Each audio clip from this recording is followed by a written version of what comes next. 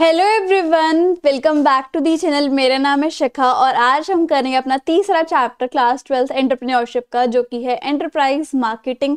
बहुत आसान सा चैप्टर है। इसमें ब्रांडिंग, प्रमोशन, लेबलिंग और टैगलाइन, लोगो, ये सारी चीज़ें हमें पढ़नी है। कोई भी डाउट आए तो आप मुझे इंस्टाग्राम पे फॉलो करके डीएम कर सकते हो। और ये नोट्स तो किसी और सब्जेक्ट के चाहिए तो आपको टेलीग्राम पर मिल जाएंगे। बाकी ये वाला जो चैप्टर है या सब्जेक्ट है वो मैं आपको एनसीईआरटी से ही करा रही हूँ, ठीक है। तो अब हम स्टार्ट करते हैं। जो हमारे सिलेबस के अकॉर्डिंग है वो ही हम पढ़ेंगे इसके अंदर। ओके, सबसे पहले हमें पढ़ना है मार्केटिंग स्ट्रैटेजी के बारे में कि मार्केटिंग स्ट्रैटेजी क्या होती है। ये डेविड एकर के अकॉर्डिंग एक ऐसा प्रोसेस है जो कि ऑर्गेनाइजेशन को अलाउ करता है कि वो अपने रिसोर्सेज पर कंसंट्रेट करे, अपने रिसोर्सेज को इस तरीके से यूज़ करे कि उनका वेस्टेज ना हो, साथ ही साथ अपनी सेल्स को बढ़ाने का वो काम करे इस स्ट्रैटेजी के थ्रू, और एक सस्टेनेबल कॉम्पिटिटिव एडवांटेज यूज़ करे कि मतलब हमारी फ्यूचर जनरेशन के लिए भी रिसोर्सेज बच के रहें और हमारा जो है आज की डेट में वेस्टेज भी ना हो, हमारी सेल्स बढ़े, हमारा प्रॉफिट अच्छा हो जाए। तो ये होती है मार्केटिंग स्ट्रैटेजी। अब मार्केटिंग स्ट्रैटेजी एक कंपनी के अंदर एक कंपनी की जो मार्केटिंग स्ट्रैटेजी होती है उसके अंदर क्या क्या आते हैं। तो मार्केटिंग स्ट्रैटेजी के अंदर बहुत सारी बेसिक और लॉन्ग टर्म एक्टिविटीज़ होती है मार्केटिंग की फील्ड में, है ना। जिसमें क्या होता है, कंपनी की सिचुएशन के बारे में लिखा होता है। इसका मैं अभी आपको एग्जांपल देके भी समझाऊंगी। इसमें देख लेते हैं क्या होता है। इसके अंदर कंपनी का कैसे फॉर्मुलेशन हुआ, कैसे वैल्यूएशन हुआ, कैसे उन्होंने एक मार्केटिंग स्ट्रैटेजी को सिलेक्ट किया, कंपनी के गोल्स को कंट्रीब्यूट करे ऐसी स्ट्रैटेजी होनी चाहिए, और मार्केटिंग ऑब्जेक्टिव्स को फुलफिल करे। मार्केटिंग स्ट्रैटेजी में बहुत सारी ग्रोथ के रिलेटेड स्ट्रैटेजीज होती हैं और इसको हम मार्केटिंग मिक्स भी बोलते हैं। स्कूल लेवल पे हमें सिर्फ मार्केटिंग मिक्स पढ़ना है ना। और मार्केटिंग मिक्स में कुछ ऐसे इंग्रेडिएंट्स या फिर टूल्स होते हैं जिसकी वजह से एक पर्टिकुलर मार्केट के साथ हम इंटरैक्ट कर सके। तो कुल मिला के मार्केटिंग स्ट्रैटेजी, अब सिंपल शब्दों में सुन लो, ये मैंने थ्योरी पढ़ के बताई आपको। मार्केटिंग स्ट्रैटेजी एक ऐसी कॉम्प्रिहेंसिव स्ट्रैटेजी होती है किसी भी कंपनी की जिसमें आप अपने प्रोडक्ट की मार्केटिंग करते हो। मार्केटिंग यानी कि आपका प्रोडक्ट कैसा होगा, उसका कैसा लेबल होगा, उसकी कैसी पैकेजिंग होगी, उसकी कैसे ब्रांडिंग होगी, ठीक है, उसका ब्रांड नेम क्या होगा, दूसरा उसका प्राइस क्या होगा, कैसे वो डिस्ट्रीब्यूट किया जाएगा अलग अलग जगह पे, और चौथा उसके बारे में प्रमोशन कैसे करना है, पब्लिक माउथ स्पीकिंग करनी है या फिर पब्लिक रिलेशंस के थ्रू, एडवर्टाइजिंग के थ्रू। तो ये सारी जितनी भी चीज़ें हैं जिसको आप मार्केटिंग मिक्स बोलते हो, जो आप अपनी 11th-12th में पढ़ के आ चुके हो, वो सारी चीज़ें जो आपकी मार्केटिंग स्ट्रैटेजी में आ जाती हैं। तो कुल मिला के मार्केटिंग स्ट्रैटेजी जो है वो बेसिक या फिर लॉन्ग टर्म एक्टिविटीज़ होती हैं एक मार्केटिंग की, जिसमें आपकी कंपनी के जो गोल्स हैं वो अचीव होते हैं, एज वेल एज आपकी सेल्स बढ़ती हैं, आपकी कंपनी की ग्रोथ होती है। ऐसी स्ट्रैटेजी वो होती है मार्केटिंग स्ट्रैटेजी। और मार्केटिंग स्ट्रैटेजी में क्या होते हैं, मार्केटिंग मिक्स होते हैं। मार्केटिंग मिक्स कुछ ऐसे टूल्स होते हैं जिसकी वजह से हमारी कंपनी जो है वो मार्केट में काफ़ी अच्छा परफॉर्म कर पाती है। और मार्केटिंग मिक्स में क्या आता है, product, price, place and promotion, ये मैंने आपको बता ही दिया था, है ना।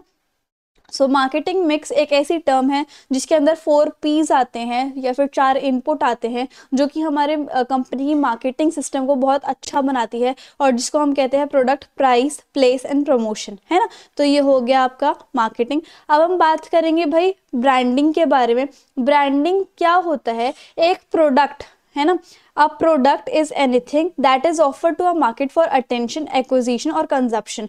तो ब्रांडिंग क्या होता है, एक प्रोडक्ट बेसिकली जिसका कोई एक ब्रांड नेम होता है, जिस ब्रांड की वजह से उस प्रोडक्ट को जाना जाता है। इस तरीके से कोई ऐसा नाम उस प्रोडक्ट का या फिर कोई ऐसी पहचान उस प्रोडक्ट की जिसकी वजह से लोगों का ध्यान उस प्रोडक्ट पे जाता है, किसी दूसरी कंपनी को वो अगर एक्वायर करना हो तो एक्वायर भी कर सके, अगर किसी को उसे कंज्यूम करना हो, उसे यूज करना हो तो वो यूज कर सके। तो branding is something which gather attention towards the product, है ना।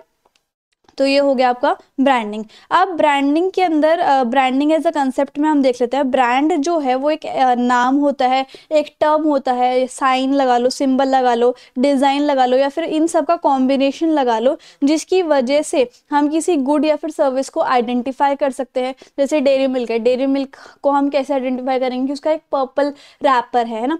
तो वो जो है उसका एक ब्रांड हो गया। और ब्रांड जो है बेसिकली किसी गुड या सर्विस को पहचानने में, आइडेंटिफाई करवाने में हेल्प करता है ना। और उसके कॉम्पिटिटर से भी उसको डिफाइन करने में हेल्प करता है। जैसे डिटर्जेंट में निरमा, सर्फ, एरियल रिन, पेन में पार्कर, रोटोमैक्स, सेलो, रेयॉन, उसके बाद कार में BMW, होंडा, मारुति, इस तरीके से, है ना।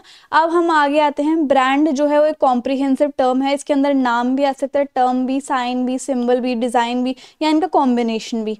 ब्रांड नेम आपको बता ही दिया मैंने। ब्रांड नेम बेसिकली ऐसा ब्रांड का पार्ट होता है जिसको हम बोल सकते हैं, जैसे Woodland, Pepsi, Maggi, Uncle Chips, Lay's, इस तरीके से। ब्रांड मार्क क्या होता है, जैसे अमूल पे गर्ल छपी रहती है, पार्ले जी पे भी वो गर्ल छपी रहती है, एयर इंडिया जो पे महाराजा होता है, मैकडोनल्ड्स पे रोनाल्ड होता है ना, इस तरीके से। और ट्रेडमार्क क्या होता है कि किसी ब्रांड को एक लीगल प्रोटेक्शन मिली होती है गवर्नमेंट के द्वारा कि कोई दूसरी फर्म उसको यूज नहीं कर सकती, उसको हम ट्रेडमार्क कहते हैं ना। अब एक अच्छे से ब्रांड की क्वालिटी क्या है कि उसका एक छोटा सा नाम हो जो कि short, simple, easy to pronounce हो, उसको हम अच्छे से नोटिस कर पाए, उसको हम अच्छे से याद कर पाए, रिमेंबर कर पाए, पहचान पाए, काफ़ी प्लीजिंग और इम्प्रेसिव सा हो जब हम उसको अपने मुंह से निकाले, मतलब उसका नाम ले।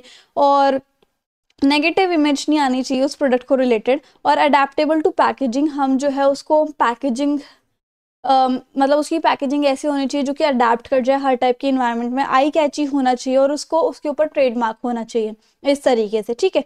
अब हम बढ़ते हैं अपने आगे की तरफ। लोगोज और टैगलाइन क्या होती है। लोगो देखो, लोगो जो है एक आइडेंटिफाइंग सिंबल होता है किसी भी प्रोडक्ट का। जैसे ये काफ़ी अच्छा डिज़ाइन हो सकता है, जैसे हम सभी यूट्यूब चैनल का एक लोगो होता है, जैसे मेरी फ़ोटो लगी हुई है तो वो हमारा लोगो हो गया, है ना। ऐसे ही एशियन शूज़ का अलग लोगो हो गया, है ना। इस तरीके से BMW का अलग लोगो हो गया। तो ये एक डिज़ाइन होता है, मार्क होता है, साइन होता है, जिसकी वजह से हम किसी प्रोडक्ट को जान पाते हैं, है ना। अच्छा, टैगलाइन क्या होता है बेसिक, अच्छा इसके फीचर्स क्या है। लोगो जो है बहुत इंपॉर्टेंट होता है आइडेंटिटी पर्पस के लिए। इसके अंदर टेक्स्ट का फॉन्ट आ सकता है, colour combination, images, impression, patterns वगैरह आ सकते हैं। और टैगलाइन क्या होते हैं, टैगलाइन बेसिकली कुछ सिंपल वर्ड्स होते हैं लेकिन उसके पावरफुल मैसेज होता है, जिसकी वजह से एक कंपनी या फिर एक ब्रांड का जो लाइक वो है ऑब्जेक्टिव है कि वो क्यों आया है इस मार्केट में, उसका क्या मकसद है ना। तो वो उसके लिए होता है। जैसे कि यहाँ पर एग्जांपल भी है, अमूल का मैसेज है gift from someone you love. उसके बाद Rasna, I love you Rasna, I am love in it, ये मैकडोनल्ड्स का है। उसके बाद अमूल का भी एक मैसेज है, Amul is the taste of India, इस तरीके से। तो ये ऐसे ऐसे सिंपल वर्ड्स होते हैं लेकिन इनके पावरफुल मैसेज होते हैं, जिसकी वजह से हम समझ जाते हैं कि भाई ये कहना क्या चाहते हैं या फिर ये किस टाइप का प्रोडक्ट है और ये क्यों मार्केट में आया हुआ है, ठीक है। बात करते हैं पैकेजिंग की। पैकेजिंग का मतलब क्या होता है कि हमारा जो प्रोडक्ट है वो कहीं पे भी लाइक उसका कोई डैमेज ना हो पाए, तो उसे हम इस तरीके से पैकेज करें, ठीक है। और लेबलिंग क्या होता है, जैसे आपका जो रैपर होता है किसी भी प्रोडक्ट का, उसके ऊपर सारी चीज़ें लिखी रहती हैं कि उसका नेट वेट कितना, उसके अंदर कौन से इंग्रेडिएंट्स यूज़ हुए हैं, कब उसकी मैन्युफैक्चरिंग है, कब उसकी एक्सपायरी है, कितना उसका प्राइस है, तो वो लेबलिंग हो गया, है ना। तो ये हो गया आपका labelling and packaging. Now will talk about price. Price क्या होता है कि वो प्रोडक्ट की वैल्यू कितनी है, कितने रुपए का, वो आपका प्राइस होता है, ठीक है। अब यहाँ पर प्राइस को सेट करने के लिए हमें कुछ प्राइसिंग डिसीजंस लेने पड़ते हैं। नाउ कॉस्ट प्लस प्राइसिंग क्या होती है, ये जो है बहुत कॉमन ही है। इसमें क्या होता है, मैन्युफैक्चरर जो है वो एक ऐसा प्राइस चार्ज करता है कि उनकी जितनी भी लागत लगी है उससे थोड़ा सा ज़्यादा, जैसे कि एक शैम्पू के पैकेट को बनाने के लिए 20 पैसे लग रहे हैं। कितने लग रहे हैं, 20 पैसे। और उन्होंने 80 पैसे जो है उसका प्रॉफिट कमा लिया, ठीक है। तो वो 1 रुपए में बेच रहे हैं, इस तरीके से, ठीक है। तो कॉस्ट भी कवर हो जाए और प्रॉफिट भी उनको मिल जाए, ऐसा कोई प्राइस सेट कर लेते हैं, उसे हम कहते हैं cost pricing.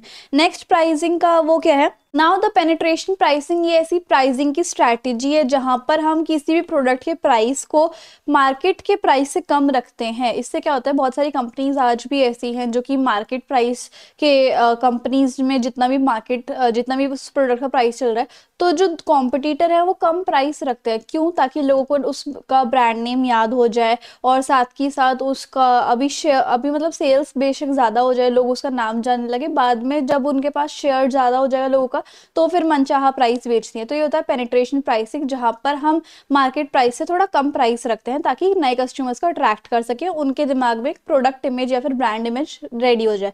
Next is screaming और स्किमिंग। इसमें क्या होता है, हम जो है अपनी सेल्स को त्याग देते हैं, सेक्रीफाइस कर देते हैं और प्रोडक्ट का हाई प्राइस रख देते हैं, ठीक है, ताकि हमें ब्रेक इवन पॉइंट जो है हमारा मिल जाए, उसको हम कहते हैं स्किमिंग द मार्केट। उसके बाद हम पढ़ेंगे variable price market, variable price method. ये प्राइस मेथड का चौथा पार्ट है। इसमें क्या है, वेरिएबल प्राइसिंग एक ऐसी मार्केटिंग अप्रोच है जिसमें जो क्या परमिट करती है, different rates to be extended to different customer. Same good और सर्विस है, सेम चीज़ है, लेकिन हर एक कस्टमर को अलग अलग रेट पे वो बेचा जा रहा है ना।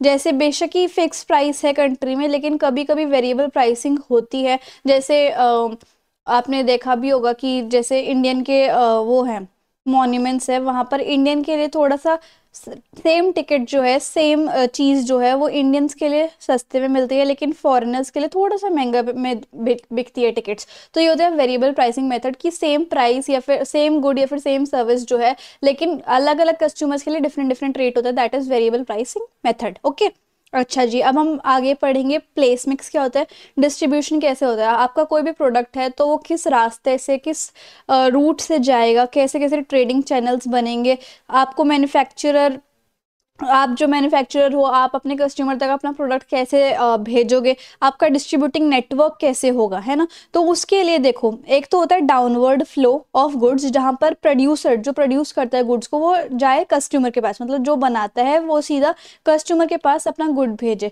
और एक होता है upward flow of cash payment, जहाँ पर कंज्यूमर आपका गुड या फिर प्रोडक्ट खरीद के आपको पेमेंट कर देते हैं। तो C2P, कस्टमर टू प्रोड्यूसर, इस तरीके से। तो ये अपवर्ड फ्लो हो गया और एक डाउनवर्ड फ्लो हो गया, है ना। अब हमें चैनल ऑफ डिस्ट्रीब्यूशन देखना है। ये चैनल ऑफ डिस्ट्रीब्यूशन 4 टाइप के होते हैं, जिसमें या तो डायरेक्ट हो या फिर जीरो लेवल हो। इसमें क्या होता है, प्रोड्यूसर जो है वो सीधा कस्टमर तक अपना वो भेज देता है, प्रोडक्ट भेज देता है, ठीक है, इस तरीके से। अगला होता है प्रोड्यूसर और कस्टमर के बीच में एक लेवल आ जाता है, जिसको हम कहते हैं रिटेलर, कि जो भी प्रोड्यूसर है वो जाता है दुकान, उसका प्रोडक्ट जाता है दुकानदारों के पास और दुकानदार फिर कस्टमर को दे देते हैं, ठीक है। फिर आता है 2 लेवल, जिसमें क्या होता है, प्रोड्यूसर और कस्टमर के बीच में 2 आ जाते हैं, एक होलसेलर और एक रिटेलर। होलसेलर क्या करेगा, बहुत बड़ी सी क्वांटिटी में प्रोड्यूसर से माल ले लेगा और फिर रिटेलर को बेच देगा, और रिटेलर जो है फिर वो कस्टमर को बेच देगा। और एक और 3 लेवल का आ जाता है, जिसमें प्रोड्यूसर जो है वो एक एजेंट को हायर करता है कि एजेंट जो है होलसेलर को खोजे, होलसेलर फिर प्रोड्यूसर से लेगा सारा का माल, फिर वो रिटेलर को बेचेगा, फिर कस्टमर तक आएगा, इस तरीके से। तो ये कुछ लेवल्स ऑफ डिस्ट्रीब्यूशन है जो आपको चुनने पड़ते हैं ताकि आप अपने प्रोडक्ट्स को अपने कस्टमर तक पहुंचा पाओ, है ना। और इस तरीके से अब यहाँ पर देखो, आपको जैसे इतने सारे मैंने चैनल्स ऑफ डिस्ट्रीब्यूशन समझाए हैं, एक एंटरप्रेन्योर को सभी चैनल्स की कॉस्ट देख लेनी चाहिए, उसका सेल्स कितनी सेल्स हो रही है हर एक चैनल के थ्रू, उसको कितना प्रॉफिट हो रहा है, और उसी के हिसाब से उसको अपना best channel of distribution select करना चाहिए। जैसे अगर आप प्रोडक्ट को लेकर कंसिडर करते हो तो आपको एक तो पहले ये देखना चाहिए कि प्रोडक्ट जो है वो कितना कॉस्टली है। अगर वो बहुत ज़्यादा कॉस्टली है तो फिर आपको छोटा डिस्ट्रीब्यूशन चैनल ही ढूंढना चाहिए। जैसे कि अगर गोल्ड का कोई ऑर्नामेंट है, वो बहुत कॉस्टली प्रोडक्ट है, तो उसके लिए आपको या तो प्रोड्यूसर टू कस्टमर रखना चाहिए, या फिर 1 लेवल का, यानी कि प्रोड्यूसर, उसके बाद फिर आपका बीच में रिटेलर, और उसके बाद आपका फिर कस्टमर।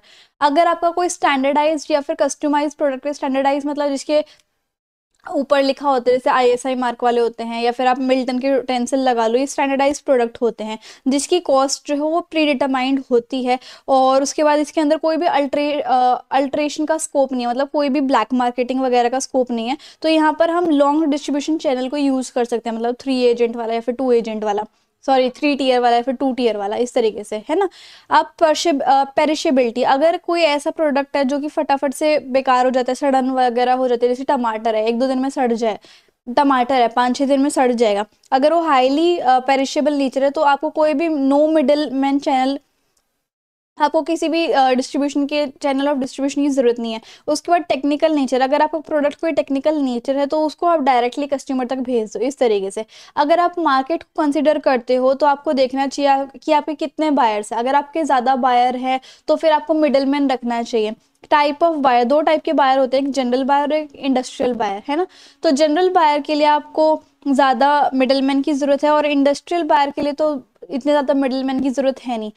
बाइंग हैबिट्स, एक तो कई लोग ऐसे होते हैं जो उधारी पे सामान खरीदते हैं, तो एक मैन्युफैक्चरर को ऐसा मिडलमैन चुनना चाहिए जिसको वार्न कर सके कि अगर आपको कोई ऐसा इंसान दिखे, कोई ऐसा कस्टमर दिखे जो जिसकी आदत ही है गुड्स को क्रेडिट पे खरीदने की, आप उसको माल मत देना। एक बाइंग क्वांटिटी, अगर मैन्युफैक्चरर जो है वो मिडलमैन की सर्विसेज पे भरोसा करता है तो वो गुड्स जो है वो पहले छोटी क्वांटिटी में दे के देख सकता है, उसके बाद अगर उसे प्रॉफिट हो जाए तो फिर वो लार्ज क्वांटिटी में देना स्टार्ट कर देता है।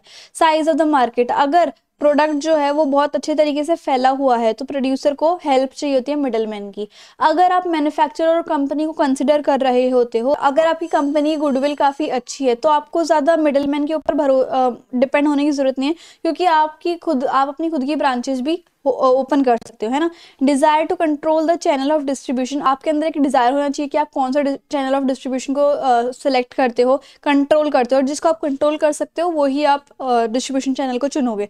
उसके बाद आते हैं फाइनेंशियल स्ट्रेंथ, आपकी फाइनेंशियल स्टेबिलिटी कितनी है उस हिसाब से आप चैनल ऑफ डिस्ट्रीब्यूशन सेलेक्ट करोगे। गवर्नमेंट के हिसाब से भी, अगर गवर्नमेंट रिलेटेड कोई कंसिडरेशन होती है तब भी आपको चैनल ऑफ सिलेक्शन काफ़ी अच्छे से करना चाहिए। अगर कोई लाइसेंस होल्डर है तभी वो मेडिसिन को सेल कर सकता है, नहीं तो नहीं कर सकता, है ना। तो इसलिए जिन मिडलमैन के पास लाइसेंस होगा वही सिर्फ इस मेडिसिन की फील्ड में आ सकते हैं। दूसरा, आपके कॉस्ट कितनी लग रही है हर एक चैनल ऑफ डिस्ट्रीब्यूशन में, अवेलेबिलिटी कैसी है। कई बार ऐसा होता है कि हमारे पास अच्छे से मिडलमैन नहीं आते हैं। पॉसिबिलिटी ऑफ सेल्स, जितना लंबा चैनल होगा तो उसके बाद सेल्स की अपॉर्चुनिटी थोड़ी कम हो जाती है, थोड़ी कॉस्ट कम हो जाती है, इस तरीके से। नेक्स्ट इज भाई हमारा प्रमोशन जो है कि हम कैसे अपने प्रोडक्ट या फिर सर्विसेज को लोगों तक पहचानवाने में हेल्प करें, या फिर नोन हो जाए हमारा प्रोडक्ट, तो उसके लिए हम एडवर्टाइजिंग कर सकते हैं, हम माउथ पब्लिसिटी कर सकते हैं, हम न्यूज़ वगैरह में करवा सकते हैं, हम इंसेंटिव्स दे सकते हैं, कमीशन दे सकते हैं, ट्रेड के लिए अवार्ड दे सकते हैं, इस तरीके से। अब हम बात करेंगे सेल्स स्ट्रैटेजी की। अब सेल्स स्ट्रैटेजी क्या होती है, देखो ये एक ऐसा प्लान होता है कि हम अपने ब्रांड को कैसे लोगों की नज़रों में लेके आएँ, कैसे उसको बिकवाएं, कैसे उसकी सेल्स बढ़वाएं, कैसे कैसे कस्टमर अपने टारगेट मार्केट की तरफ कैसे कैसे सेल्स का फोर्स लेके आए, है ना, कम्युनिकेट कैसे करें, इस तरीके से ये होती है सेल्स स्ट्रैटेजी। दो टाइप की होती है, एक होती है डायरेक्ट और एक होती है इनडायरेक्ट। डायरेक्ट सेल्स स्ट्रैटेजी में क्या होता है, सेल पीपल जो है अटैक करते हैं competition head on when the sales people जो है वो आते हैं, कस्टमर से टॉक करते हैं और अपना प्रोडक्ट जो है उनको देने की कोशिश करते हैं, कंपैरिजन करवाते हैं दूसरे प्रोडक्ट से, अपने फीचर के बारे में बताते हैं कि हमारा प्रोडक्ट देखो उसमें ये था लेकिन हमारे में ये है, ऐसे ऐसे कंपेयर करके दिखाते हैं। इसको हम नेगेटिव सेलिंग भी बोलते हैं। और इनडायरेक्ट सेल्स में क्या होता है, जहाँ पर जो है हम सिर्फ प्रोडक्ट के बेनिफिट्स और फीचर बताते हैं, हम कोई कंपैरिजन वगैरह नहीं करते, ना ही हम किसी का नेम लेते, इस तरीके से, है ना। उसके बाद हम आते हैं अपनी एडवर्टाइजिंग पे, जो कि हमारा नेक्स्ट टॉपिक है। एडवर्टाइजमेंट मतलब यही करवाना। एडवर्टाइजमेंट का मतलब क्या होता है कि आप ऐड करवा रहे हो, प्लान होता है, ये एक एक्टिविटी होती है जिसमें आपका बिजनेस नेम होता है, आपके प्रोडक्ट और सर्विस के बेनिफिट होते हैं, जिससे कि आपके कस्टमर के माइंड में आपका ब्रांड जो है वो जाता है, ठीक है। ऑब्जेक्टिव क्या है कि आपके पब्लिक है उसको आपका प्रोडक्ट नेम याद हो जाए, या फिर आपके प्रोडक्ट के बारे में उनके दिमाग में इमेज आ जाए, आपकी गुडविल बनती है, एक फेवरेबल इमेज बनती है, आपके प्रोडक्ट के बारे में लोगों को पता चलता है, एजुकेट होते हैं लोग, और दूसरे आपके प्रोडक्ट और सर्विस जो है उसके बारे में फीचर्स वगैरह पता चलते हैं, और आपके प्रोडक्ट और सर्विस खरीदने के लिए कस्टमर जो है अट्रैक्ट हो जाते हैं, है ना। कौन कौन से मोड्स ऑफ एडवर्टाइजिंग है जिसके थ्रू आप एडवर्टाइज करवा सकते हो, एक आप स्टेशनरी के उस पे अपने एडवर्टाइजमेंट करवा सकते हो, जैसे लेटर हेड, एनवेलप और बिजनेस कार्ड पे, विंडो डिस्प्ले, और या फिर ऑफिस के फ्रंट में आपने देखा होगा बहुत सारे ब्रांड नेम्स वगैरह लगे रहते हैं। प्रेस एडवर्टाइजिंग करा सकते हो, मतलब कि जो कि न्यूज़ वगैरह में होते हैं, आपने देखा होगा न्यूज़ चैनल पे वो न्यूज़ वाली लेडीज़ बैठी रहती हैं और उनके लैपटॉप के आगे उनके लैपटॉप पे किसी कंपनी का ब्रांड नेम होता है, इस तरीके से। उसके बाद रेडियो पे आप एडवर्टाइज करवा सकते हो, टेलीविजन पे आप मेल वगैरह करवा सकते हो, ईमेल अपने ब्रांड के बारे में। आउटडोर वगैरह जैसे बिल आपके घर में आते होंगे, बिल के पीछे कितने सारे एड्स वगैरह होते हैं, बस शेल्टर्स पे, ऑटोज़ पे आपने देखा होगा। और उसके बाद एम्बियंट में जैसे कि आप कोई क्लब में चले गए, या फिर शॉपिंग कॉम्प्लेक्स वगैरह में चले गए, टॉयलेट डॉल्स पे चले गए, आप दूसरे बिल्डिंग्स पे देखोगे, इस तरीके से सिनेमा में भी। और पॉइंट ऑफ सेल जैसे कि डिजिटल एडवर्टाइजिंग आप करा रहे हो, उसके बाद आप फ्लोर पे स्टिकर्स लगवाते हो, किसी शेल्फ पे आप पोस्टर करवाते हो, और किसी शॉपिंग की ट्रॉली पर आप कोई एडवर्टाइजमेंट करा सकते हो, आप ऑनलाइन जो है एडवर्टाइजिंग करा सकते हो, ठीक है। और इस तरीके से आप जो है सेलिंग वगैरह, एडवर्टाइजिंग वगैरह करवा सकते हो। Next is personal selling. Personal selling क्या होती है कि आप पर्सनली प्रोडक्ट्स को सेल करो, आप जो है कस्टमर से बात करो और फिर अपने कस्टमर को बेचो और सेल्स करो, इस तरीके से। सेल्स प्रमोशन क्या होती है, ये हम छोटे मोटे इंसेंटिव्स दे देते हैं कि इतने का खरीदो ये फ्री मिल जाएगा, च्यवनप्राश के साथ किसी जैसे इसमें आप फ्री में क्या लगा सकते हो कि हाँ शैम्पू के साथ कंडीशनर फ्री है, इस तरीके से। और मेजर सेल्स प्रमोशन एक्टिविटी में क्या आ जाता है, सेल्स प्रमोशन एक्टिविटी जो है वो किसको टारगेट करती है, बायर्स को टारगेट करती है ना। कंज्यूमर प्रमोशन हम करा सकते हैं, बिजनेस प्रमोशन हम करा सकते हैं, ट्रेड प्रमोशन करा सकते हैं, सेल्स प्रमोशन भी करा सकते हैं। तो ये सारे जो है सेल्स प्रमोशन एक्टिविटीज के अंडर ही आते हैं। जैसे कंज्यूमर प्रमोशन कराना है तो हम डिस्प्ले करवा के, डेमोन्स्ट्रेशन करवा के, सैम्पलिंग, सेलिब्रिटी के अपीयरेंस के थ्रू हम प्रमोशन करा सकते हैं। गेम्स और कूपन्स वगैरह, कंपटीशन वगैरह, ऑन पैक के ऊपर ऑफर, मल्टी पैक बोनस वगैरह देते हैं, और लॉयल्टी रिवॉर्ड प्रोग्राम देते हैं। तो ये कंज्यूमर के हिसाब से प्रमोशन हो गया। बिजनेस के हिसाब से कैसे प्रमोशन हो जाता है, सेमिनार, वर्कशॉप कंडक्ट करवा के, कॉन्फ्रेंस, ट्रेड शो वगैरह होते हैं, telemarketing, direct mail campaign, newsletter, event sponsorship, capability documents. तो ये सारे बिजनेस प्रमोशन होते हैं। ट्रेड प्रमोशन में कैसे इंसेंटिव्स वगैरह दे देते हैं कि इसके साथ ये फ्री होता है। जो रीसेलर स्टाफ होते हैं कि अगर आप हमारा प्रोडक्ट बिकवाने में हेल्प करोगे तो आपकी ये इंसेंटिव है। कॉम्पिटिटर्स वगैरह, बोनस वगैरह, और कॉर्पोरेट एंटरटेनमेंट, और सेल्स फोर्स प्रमोशन में कमीशंस हो जाते हैं, और सेल्स कॉम्पिटिशन विद प्राइजेस हो जाते हैं। तो इस तरीके से बहुत सारी प्रमोशन टेक्निक्स हैं जिसको हम क्या कहते हैं, सेल्स प्रमोशन टेक्निक या फिर सेल्स प्रमोशन स्ट्रैटेजी, इस तरीके से। पब्लिक रिलेशंस क्या होते हैं, जब हम ऑर्गेनाइजेशन का या फिर किसी इंडिविजुअल का अपनी पब्लिक के साथ काफ़ी अच्छा नाता हो, ठीक है। जैसे किसी बिजनेस का अपनी पब्लिक के साथ काफ़ी अच्छा नाता हो, लाइक आप कोई भी ऑर्गेनाइजेशन लगा सकते हो, आई कैन नॉट नेम, जिसका अपनी पब्लिक के साथ काफ़ी अच्छा नाता है, बॉन्डिंग है, पब्लिक को उसके ऊपर पूरा भरोसा है, बिजनेस के ऊपर, बिजनेस को पब्लिक के ऊपर बहुत भरोसा है, तो वो जो है काफ़ी अच्छे पब्लिक रिलेशंस हो जाते हैं एक ब्रांड के या फिर एक ऑर्गेनाइजेशन के अपने पब्लिक के साथ, जिसकी गुडविल बहुत अच्छी होती है, जिसकी पब्लिसिटी काफ़ी अच्छी होती है, जिसकी कॉर्पोरेट गुड इमेज होती है, जो कि अनफेवरेबल चीज़ों से दूर रहता है। तो ये सारे जो हो गए, आप क्या हो गए, पब्लिक रिलेशन। तो इस तरीके से हमारा जो चैप्टर है फाइनली खत्म होता है। इंस्टाग्राम एंड टेलीग्राम पे जरूर फॉलो कर लेना। So if you like the video and the explanation then please you like, share, comment and subscribe the channel. Thank you so much.